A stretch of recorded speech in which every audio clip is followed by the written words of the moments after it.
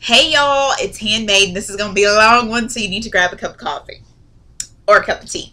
So this is Pillow Talk, and unless you read Headaches of a Holy Handmaiden, you probably don't know my story, and people are asking me like, what the heck is this chick talking about?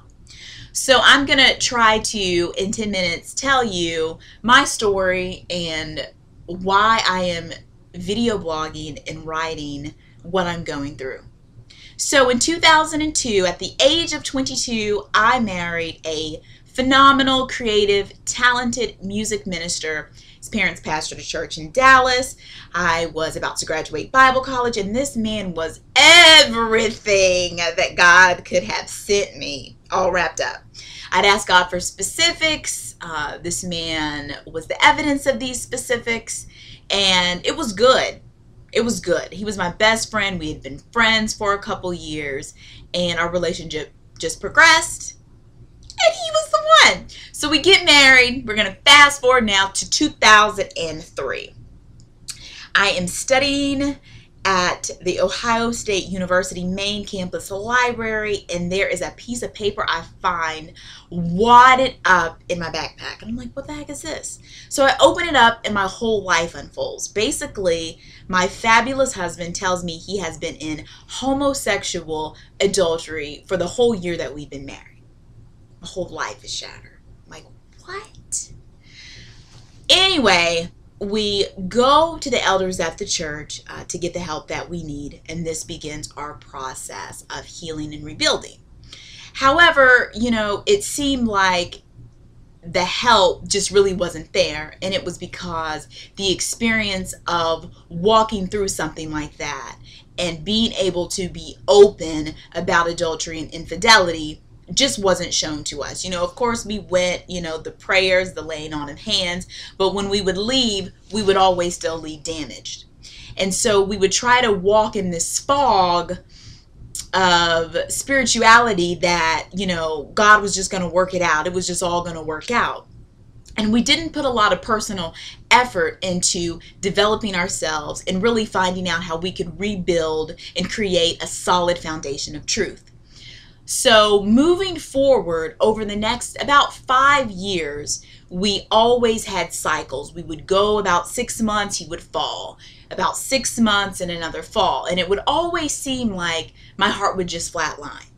So I did fully believe that, God could bring him out of this situation if he wanted to. But somewhere in the back of my mind, I either thought he didn't really want to be free, or I knew he was going to slip again. I was never honestly able to be that strong accountability. I'm not sure a lot of women have that grace, especially in this type of situation. I know that generally when there is adultery, infidelity, pornography in a marriage, most women struggle with self-image and, why can I not be the woman that he's looking at or the woman that he desires, and something must be wrong with me. And pornography causes, people to objectify others and to lose the emotional attachment or view them as something real. But in my situation, it was different because my husband was attracted to men. So it was homosexual infidelity. It was looking at homosexual pornography, trying and struggling to have normal natural relationships with men. So in my situation, it was a little bit difficult because I never really understood what he was trying to reach so hard for and couldn't get. That validation, that confirmation of his manhood. There was just not enough of me to be able to change that. So I got that, and I didn't really battle with some of the self-image struggles that women do with heterosexual infidelity, should I say. So for years it would continue to go on. In 2009, we actually had a really good year. Or a good year, I thought. We were talking more. We kind of fell in love all over again. We went to the Dominican Republic. We were celebrating our marriage. We get back. I travel to New York for work. I come back. I find some gift cards over there in that nightstand. And you know me being the woman that I am, I go online and see if dude has bought me that Louis Vuitton Manhattan. but that joker didn't. It was porn. It was all porn, all of it, that he had bought on these gift cards. So his deceit level had increased. So at that time, I rented him a extended stay hotel for a while. He was there. For several reasons, he came back. And we physically then separated, and I moved into the other room that was in my office and left this defiled bed. So from May of 2009 until November, we slept separated. We pretty much lived separate lives, and we really needed to think about what we were going to do about this marriage and if we could make it work. In November, the rubber had met the road, and I had really been believing God to show me anything. Something just had to give. I was at my wit's end. During all of this time, I didn't stop going to church. I didn't stop believing. My husband at the time did. He wasn't active. He didn't feel comfortable. There were a lot of things that he faced trying to get help with men at the church and men coming on to him and all of that. So he dealt with his own demons, and he just wasn't comfortable at the church we went to, or pretty much any church here in our city. So I kept going, still believing God, and I walked this walk. I believed wholeheartedly for the restoration in my marriage. I wanted my marriage to work more than anything. I believe in marriage. I strongly do now. I fully believe the devil is out to destroy marriage through hurt, through lies, through not being authentic, through not allowing truth in environments of love and relationship so that you can grow and have that exchange. So I truly believe for our marriage to work. During this time, I never stepped out on my husband.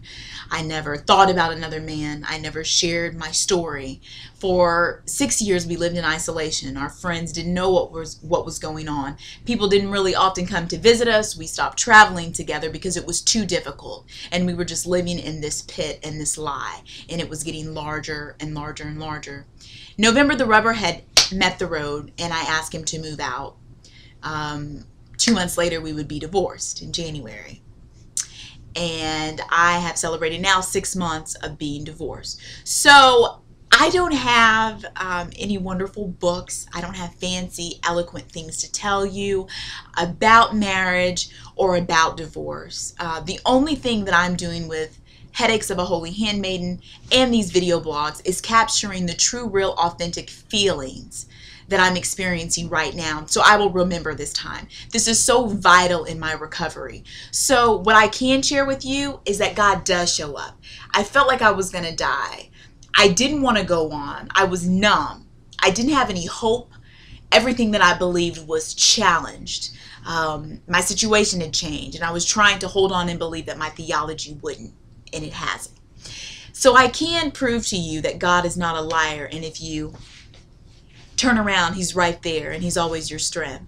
So yeah, I have just a little bit of endurance that I can share and encourage you that if you're truly believing God for something, that he will do exceedingly above what you could ask or think. I didn't ever in my life, especially being like a Bible college graduate and chasing after the purpose and dreams of God, imagine that I would be here.